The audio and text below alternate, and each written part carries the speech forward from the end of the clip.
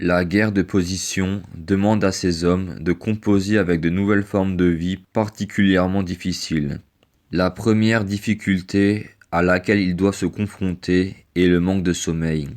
Pendant la nuit est en effet effectuer les tâches irréalisables de jour pour éviter d'exposer inutilement les soldats aux balles allemandes, telles que la recherche des corps et des blessés, les corvées et les patrouilles. De plus, la nuit est pour les soldats un synonyme d'angoisse. L'angoisse des bombardements, l'angoisse d'une attaque surprise ou de l'envoi d'une patrouille. Cette peur du soldat transpire dans le témoignage de Marc Bloch, qui décrit dans ce passage l'une de ses premières nuits passées en première ligne, en octobre 1914. Tout de même, je ne dormais guère. Je demeurais de longues heures à épier les bruits de la forêt. J'avais toujours dans la tranchée un homme de garde, chargé de prévenir. Les nuits étaient très sombres, les yeux ne servaient à rien. Pour prévenir les surprises, nous ne pouvions compter que sur nos oreilles.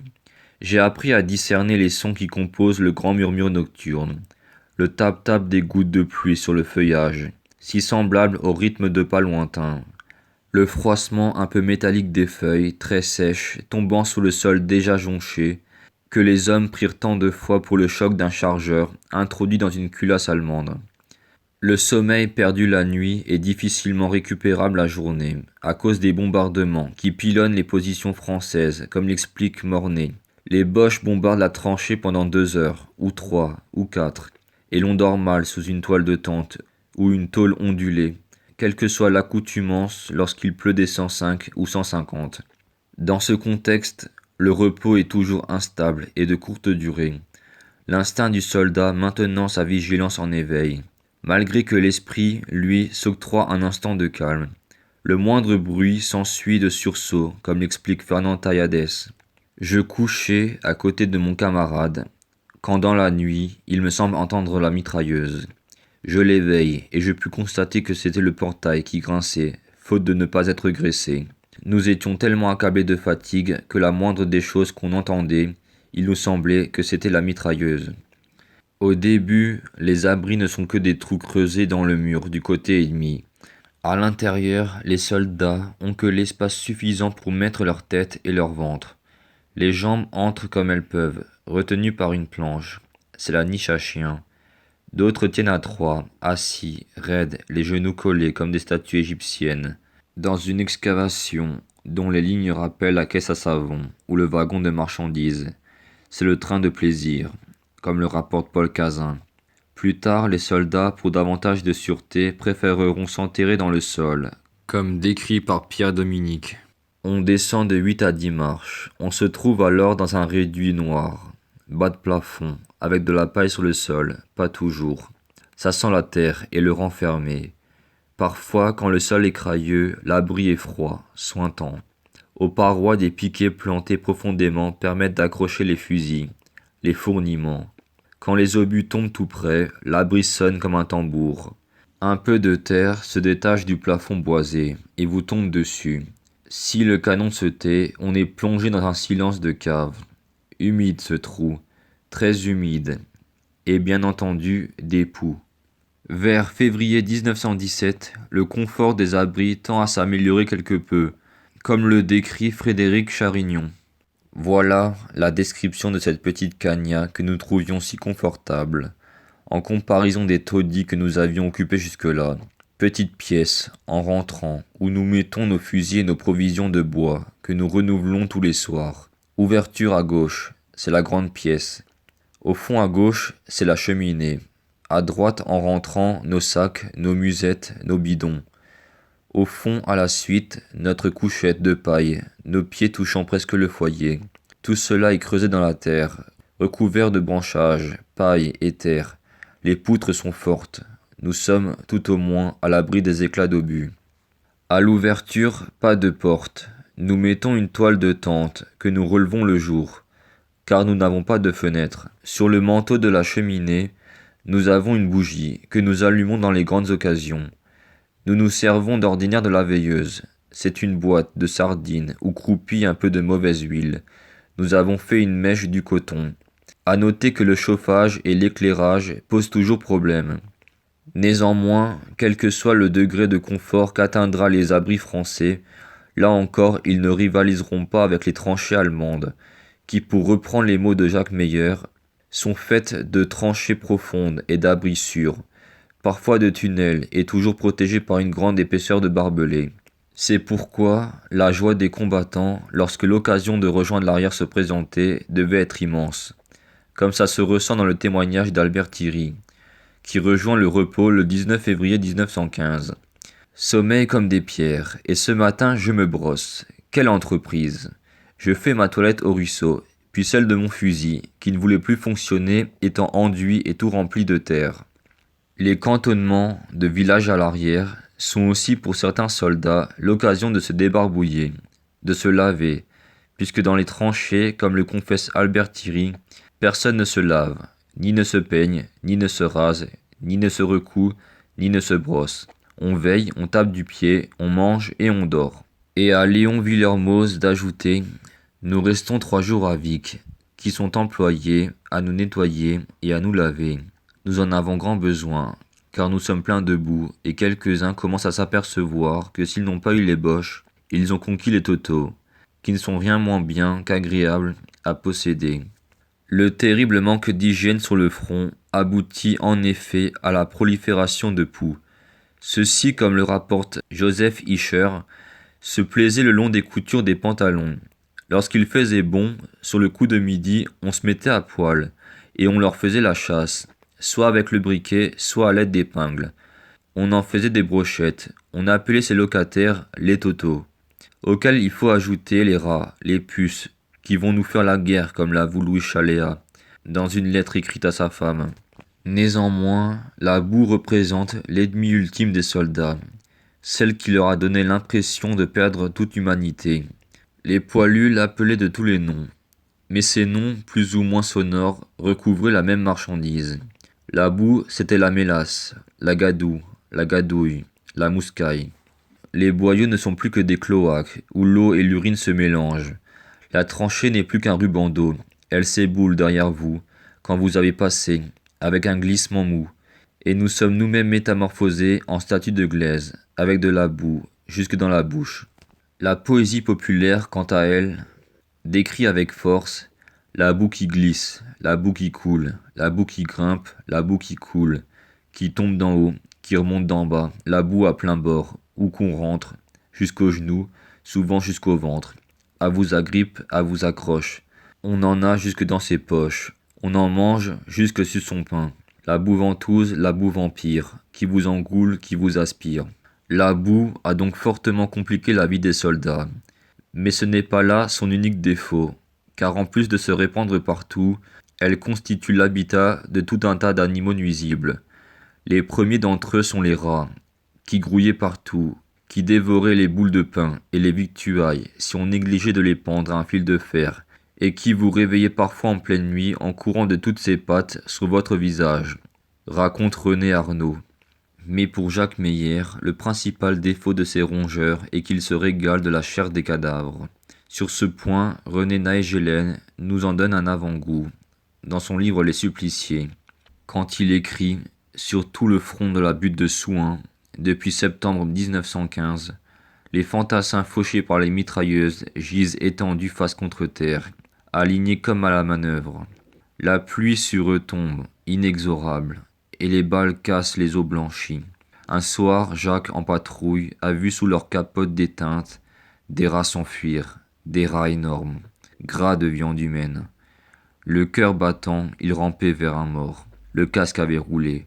L'homme montrait sa tête grimaçante, vide de chair, le crâne à nu, les yeux mangés. Un dentier avait glissé sur la chemise pourrie, et de la bouche béante, une bête immonde avait sauté. Pour combattre la prolifération ratière, les soldats utilisent différents instruments, comme des nasses, du fil de fer, des trébuchets à ressort et des collets. Mais certains n'hésitent pas à recourir à des méthodes extrêmes, comme jeter des pétards chédites ou truquer des cartouches, pour qu'elles projettent des grains de riz, de petits pois et des faillots.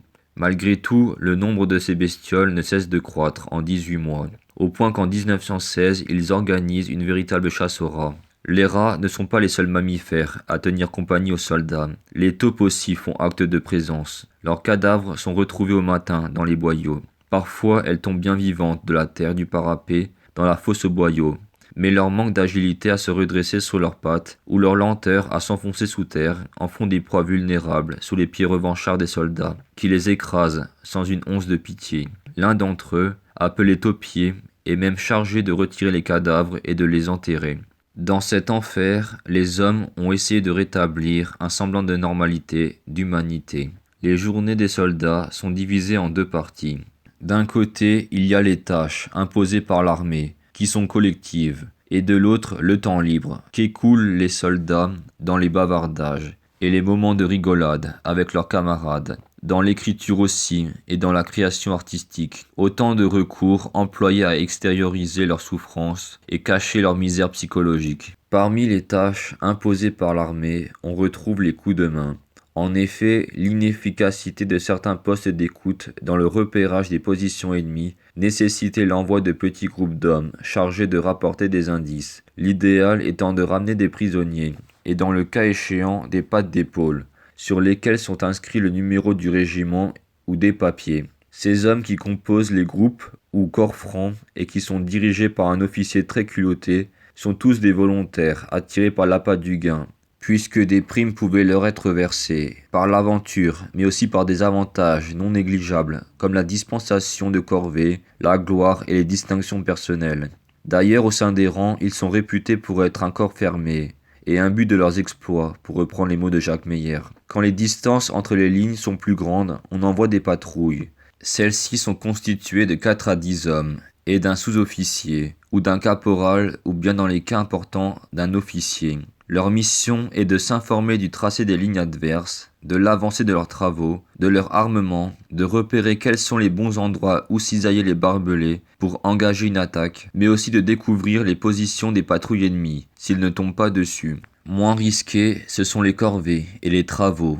Pour n'en citer que quelques-uns, il y a le placement des barbelés en avant de la tranchée, le taillage des herbes trop hautes qui cachent les attaques ennemies, le creusement de nouvelles tranchées en avant des anciennes. À l'intérieur de la tranchée à proprement dit, c'est les tours de garde. C'est d'enlever le surplus d'eau après les pluies. C'est rebâtir les parois et les parapets détruits par les bombardements. C'est placer les caillebotis sur les sols humides. C'est aussi apporter les matériaux importants jusque dans les tranchées, comme les rondins de bois, les clés, les caillebotis, les sacs de terre, les chevaux de frise, les réseaux bruns, les hérissons.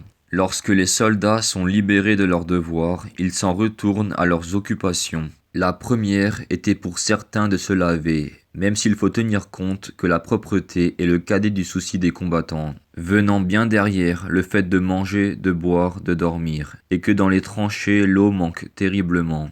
Ils sont donc très peu nombreux, les soldats à se laver dans les cours d'eau proches des cantonnements, dans les douches sommaires ou à se rendre dans les salons de coiffure, présents en deuxième ligne. Ces hommes, trop préoccupés par leur apparence, sont même regardés avec étonnement. Sinon, pour ce qui est des distractions, on peut évoquer les jeux de cartes, la manie notamment, qui est l'équivalent de la belote, et qui est le jeu le plus répandu parmi les soldats et les sous-officiers, tandis que les gradés raffolent quant à eux du poker et surtout du bridge. Une autre activité répandue au sein des troupes est la photographie. L'appareil à la mode en 1915 est le Vest Pocket Kodak, que les soldats peuvent dénicher pour la modique somme de 65 francs. Ou recevoir dans un colis envoyé par leurs proches, comme c'est le cas des soldats citadins qui promettent en échange de rapporter des souvenirs du front. Les bonhommes, en effet, peuvent l'amener partout, grâce à sa gaine, facilement fixable au ceinturon. Certains d'entre eux dirigent leurs clichés vers le macabre, à l'image d'un médecin appartenant au même bataillon que Jacques Meyer, et dont ce dernier rapporte dans une anecdote les risques insensés qu'il prend dans le but de photographier une belle enfilade de macabées. La photo de foire est toutefois de loin la plus pratiquée.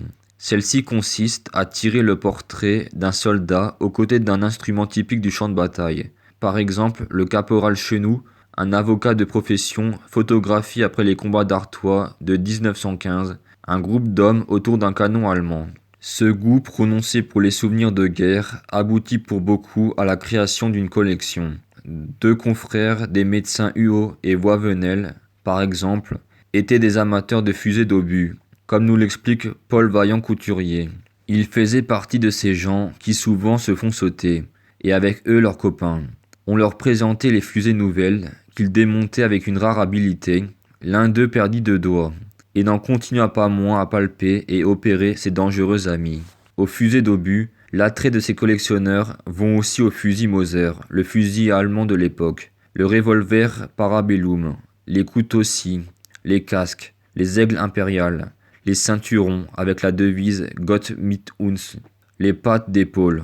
Cependant, les souvenirs les plus forts ne sont pas ceux qu'on trouve, mais ceux qu'on crée. Des tranchées sortit tout un artisanat de guerre, surtout des bijoux, confectionnés à partir des boutons, des uniformes allemands, des douilles, des ceintures d'obus et de leurs fusées, qui sont ensuite revendus à des permissionnaires de l'arrière, qui se vantent d'en être les auteurs, ou bien qui sont échangés avec du vin, pour satisfaire le désir de certains soldats d'en parer leurs épouses ou une chère amie. Au front, les soldats s'adonnent aussi au braconnage, dans les secteurs sylvestres ou en rase campagne. À cet effet, les soldats paysans ne dédaignent pas de tendre un collet ou gaspiller leurs cartouches sur le gibier. Les intellectuels, quant à eux, sont divisés. Parmi eux, il y a à la fois les plus jeunes, qui découvrent pour la première fois les plaisirs de la vie active, notamment les jeux d'hasard, qu'encourage une solde bien remplie. Pour ceux, au contraire, plus profondément empreints de culture, et qui se sont aventurés plus loin dans leur parcours scolaire, la guerre ne constitue en aucun cas un frein à la recherche compulsive des plaisirs de leur ancienne vie. Par exemple, le maréchal des logis Lintier affirme « Quand j'ai commandé mes corvées, je prends un livre, et j'étudie à me rendre bête. Je dois à mes chères études mon unique consolation. Les lettres nous suivent en voyage, en campagne, à la guerre. Toutefois, pour ces hommes, la lecture, les études, ne sont pas matière à réflexion, mais représentent une simple distraction, un moyen de tuer le temps. Les journaux arrivant avec difficulté jusqu'au front, les soldats compensent cette lacune en recevant des colis qui les contiennent, ou en dénichant dans les villages à l'arrière. Après avoir mis la main sur l'un d'eux, ils se livrent à une lecture collective ou individuelle, de laquelle ils en ressentent une grande joie, si leur secteur est évoqué. Cependant, la joie laisse rapidement sa place à la méfiance, car ils se rendent très vite compte du bourrage de crâne qui sévit dans les informations, à l'image de cet article signé de la main de l'académicien René Boilève en 1916 et publié dans le journal sous le titre « Impressions de guerre ». L'auteur, alors envoyé spécial sur le front, commence ainsi son papier. « Nous nous engageons dans les boyaux. Étonnamment nouveau, la propreté parfaite, pas de boue, pas de détritus, pas un morceau de papier. Une ville qui serait aussi bien entretenue serait sujet d'humiliation pour nos boulevards. Dans l'ombre, les porteurs de soupe à la file rappellent les bas-reliefs du beau temps de la Grèce, et l'odeur du repas des guerriers se répand dans l'air frais. Pour combattre l'hypocrisie des journalistes, des intellectuels essayent de passer outre les barrières de la censure et de faire éclater la vérité. C'est le cas de Paul Truffaut, qui envoie au même journal ses carnets de notes, bien qu'en partie entachés par la censure. D'autres textes, contribuant au même objectif, seront publiés après la guerre.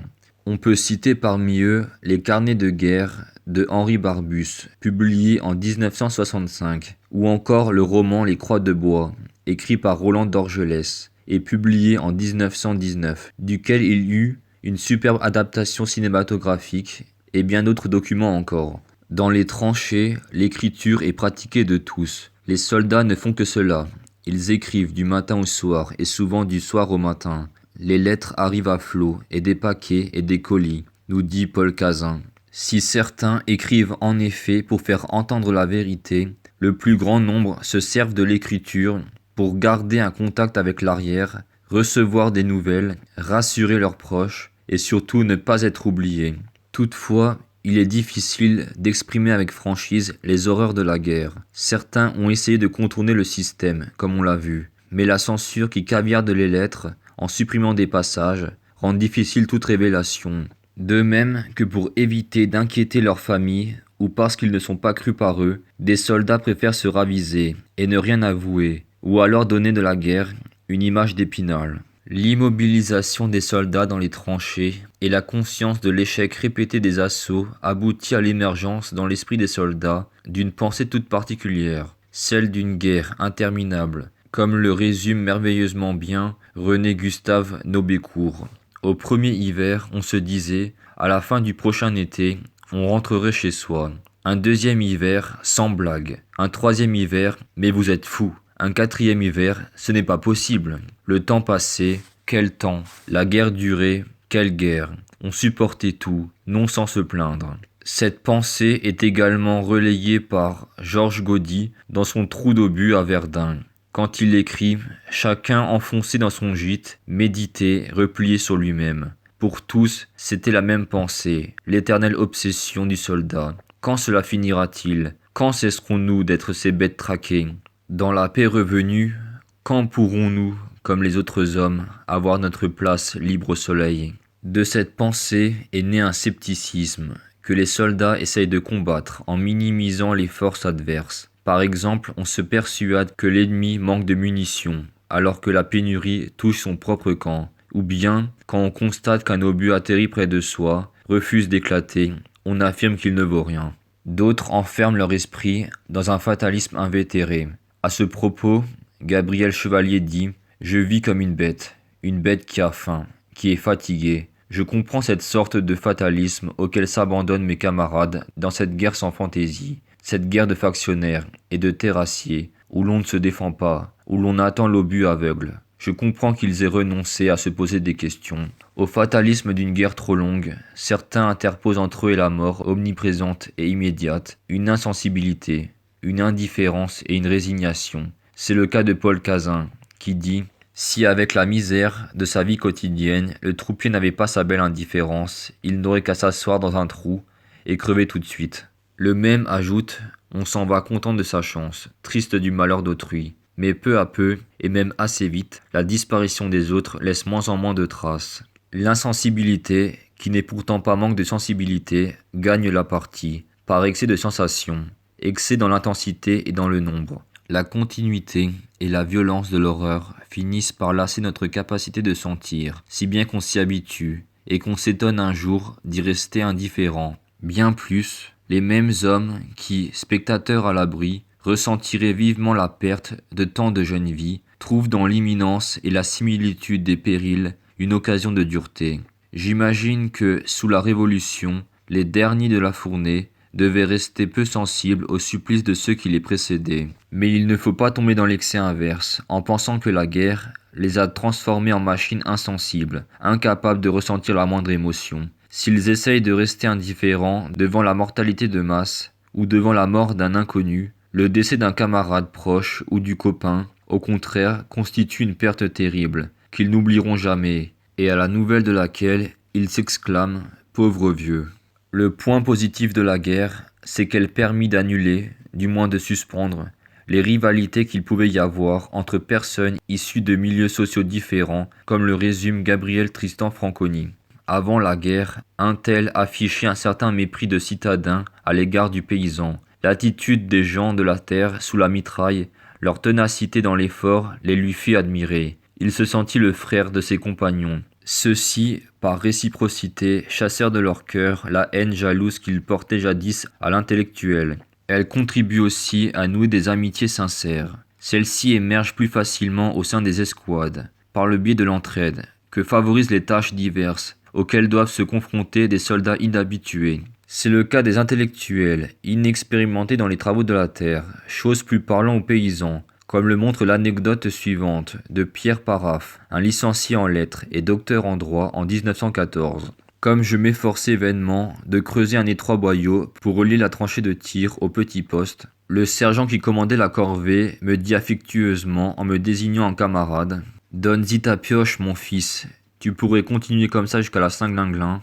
L'autre ballot saura mieux y faire. Chez lui ça gratte les champs, du matin au soir. Il a l'habitude pour sûr. » Et à l'inverse, le paysan demande le conseil ou l'avis d'un camarade plus expert, comme le montre encore Pierre Paraphe. Le paysan éprouve d'abord pour l'intellectuel quelque défiance. La grande affaire est de s'intégrer au clan, avoir ployé sous le poids de la même corvée, avoir été renversé par la terre jaillie du même éclatement d'obus. Voilà qui permet de franchir plus rapidement les barrières. On devient l'expert conseiller pour des missions pour lesquelles on se sent le plus étranger. Toi qui es un peu docteur en droit, Tu pourrais pas me dire ce que ma femme doit prendre pour passer un lardon de 3 mois? Les soldats forment donc un corps uni et soudé, qu'a cimenté des années de labeur, de misère, de danger, ainsi que l'incompréhension sur les réalités de la guerre, des civils et des familles restés à l'arrière. Un esprit d'union affectueuse régnait entre tous ceux qui faisaient leur devoir en conscience. Sans souci du grade et des conditions sociales, nous nous étions attachés les uns aux autres. Sous la rigueur imméritée de notre destin, nous éprouvions, pour nos camarades de combat, des sentiments fraternels que la mort elle-même ne pouvait annuler. Cette fraternité se concrétise dans les actes de bravoure visant à dégager un copain enseveli sous une avalanche de terre, de pierres, provoquée par l'explosion d'une mine, ou dans la volonté de récupérer le corps d'un ami ou d'un officier respecté pour l'honorer d'une tombe décente, et ceci parfois au péril de sa propre existence, comme nous le décrit Jacques Meyer dans son ouvrage La Bif. Maintenant, à la lueur blafarde des chandelles, dont nous ne savons pas toujours si elles sont boches ou françaises, Sauvager et son sergent essaient de retrouver le corps du lieutenant Champin dans les débris de fils de fer qui s'enchevêtrent devant nous. La vidéo est à présent terminée. Si elle vous a plu, n'hésitez pas à laisser un like, un commentaire ou à vous abonner. A plus.